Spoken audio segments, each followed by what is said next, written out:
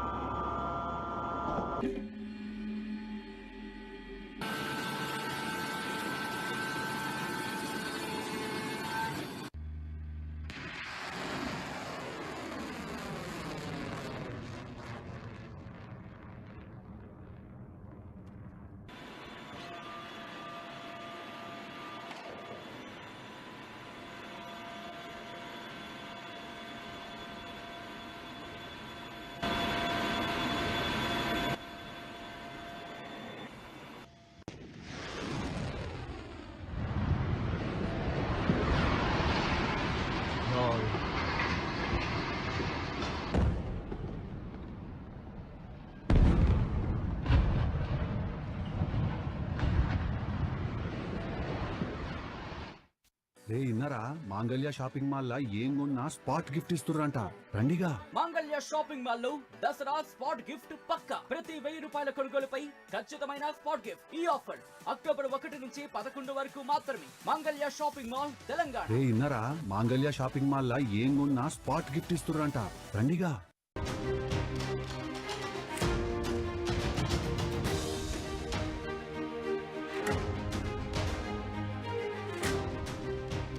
Israel ఇరాన్ల మధ్య యుద్ధం ఆగలేదు. ఇజ్రాయెల్ పైన హమాస్ ఇంకా దాడి చేస్తూనే ఉంది. ఈ రోజు వరకు ఈ దాడికి ఏడాది పూర్తయింది. కీలక విషయాలు వెల్లడించింది ఇజ్రాయెల్. ఏడాది కాలంలో ఇరాన్కు వరుస దెబ్బలు తగిలాయి. 20,000కు పైగా మిలిటెంట్లను కోల్పోయింది Hamas.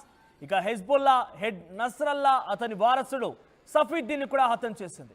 Hezbollah communications chief Rashid Saqafi హతమయ్యారు. గాజా పట్టీలో సుమారుగా 40,300 లక్ష్యాలపైన దాడులు కొనసాగాయి. గాజా పట్టీలో 17,000 మంది హమాస్ ఆపరేటివ్లు హతమయ్యారు. ఇజ్రాయెల్లో 1000 మంది ఉగ్రవాదులు హతమయ్యారు. ఏడాదిలో 26,000 రాకెట్లతో దాడి చేసింది.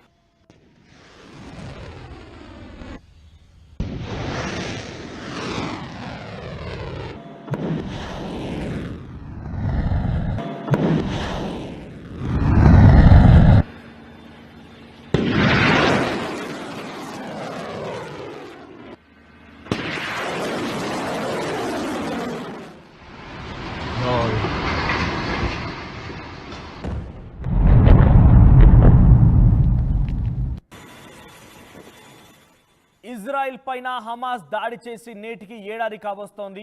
ఈ నేపథ్యంలో ఇజ్రాయెల్ ఒక కీలక విషయాన్ని వెల్లడించింది. ఏడాది కాలంలో ఇరాన్కి వరుస దెబ్బలు ఎదురయ్యాయి.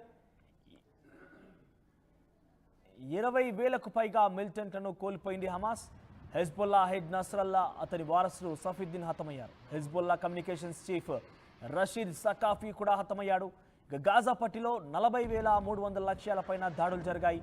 ఈ గాజా పట్టీలో సుమారుగా 17,000 మంది హమాస్ ఆపరేటివ్లు హతమయ్యారు. ఇజ్రాయెల్లో 1000 మందికి పైగా ఉగ్రవాదులని నీలమట్టం చేశారు. ఇక ఏడాదిలో 24,000 రాకెట్లతో వరుసగా దాడులు చేసినట్టుగా చెప్పింది. తమ సైనికులు 728 మంది చనిపోయారంటూ చెప్తోంది ఇజ్రాయెల్.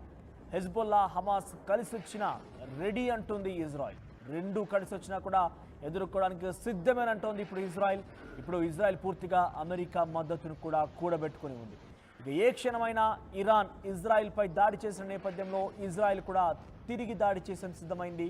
ఈ నేపథ్యంలో ఇజ్రాయెల్ క్యాబినెట్లో తీసుకున్న నిర్ణయాన్ని అడ్డుకోవాల్సిందిగా Iran supreme leader Ayatollah Ali Khamenei కూడా పెద్ద ఎత్తున ప్రకటించేశారు. తన చేతిలో గన్ పెట్టుకొని ఇరాన్ ప్రజానికానికి మద్దతుగా నిలిచేందుకు కూడా ఆయన పెద్ద ఎత్తున ఇజ్రాయెల్ని అంతమొందించడం చాలా చిన్న విషయం. అది ముస్లిం దేశాలు మొత్తం కూడా ఏకం కావాలన్నట్టుగా ఆయన పిలుపునిచ్చారు.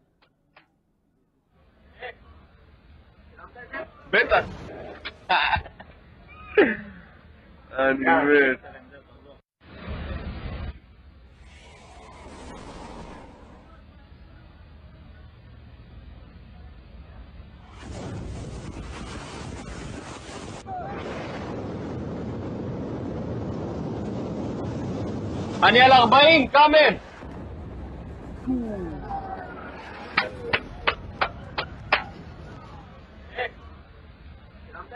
Better. ఇజ్రాయెల్ పైన హమాస్ దాడి చేసి ఏడాది కావస్తున్న నేపథ్యంలో కీలక విషయాలను చెప్పింది. ఎప్పుడెప్పుడు ఎవరెవరిని అటాక్ చేసింది, ఎన్ని రకాలుగా ఇబ్బంది పడిందనే విషయాన్ని ఇజ్రాయెల్ వెల్లడించింది. ఏడాది కాలంలో ఇరాన్కు వరుసగా ఎదురు దెబ్బలు తగిలాయన్నట్టుగా ఇజ్రాయెల్ చెప్పుకొచ్చింది. 20,000కు పైగా మిలిటెంట్లని కోల్పోయామంటోంది హమాస్. ఇక హెజ్బుల్లా హెడ్ నస్రల్లా అతని వారసుడు సఫీద్దీన్ని హతం చేశారు. హెజ్బుల్లా కమ్యూనికేషన్స్ చీఫ్ రషీద్ సుకాఫీని కూడా హతం చేశారు.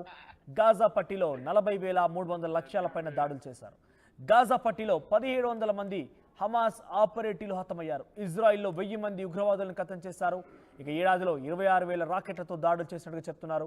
తమ సైనికులు 727 మంది మాత్రమే చనిపోయారంటోంది ఇజ్రాయిల్. ఇక హెజ్బుల్లా హమాస్ కలిసి వచ్చినా కూడా ఈసారి ఇజ్రాయిల్ దేనికైనా సిద్ధమంటోంది. సో ఇరాన్ ఏ క్షణమైనా కూడా ఇరాన్ ఇప్పటికే ఇజ్రాయెల్ పైన దాడి చేసింది. దీంతో ఇజ్రాయెల్ కూడా ఏ క్షణమైనా ఇరాన్ పైన దాడి చేసే అవకాశం కూడా ఉన్న నేపథ్యంలో ఇరాన్ కూడా పూర్తిగా ముమ్మరంగా సిద్ధం చేసుకుంది.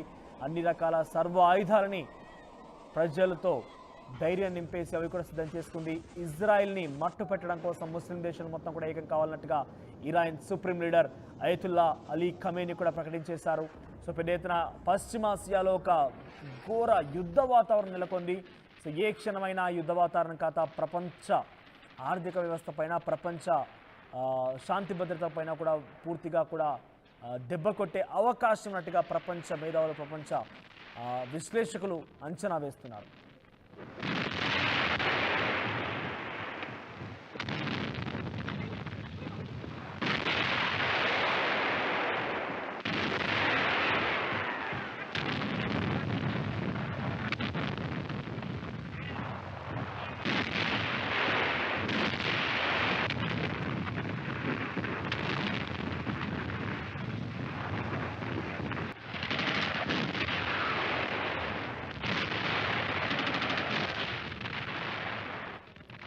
సుమారుగా ఏడాదిగా ఆయా దేశాల్లో దీపావళి అన్న చందంగా రోజుకు ఎటువైపు నుంచి ఒక రాకెట్, ఒక క్షిపణి, ఒక బాంబు వచ్చి తమ పైన దాడి చేస్తుంది, తమ ప్రాణాలు కోల్పోవస్తుందని ఒక ఆందోళన చెందుతున్నారు అక్కడ ప్రజానికం మొత్తం కూడా.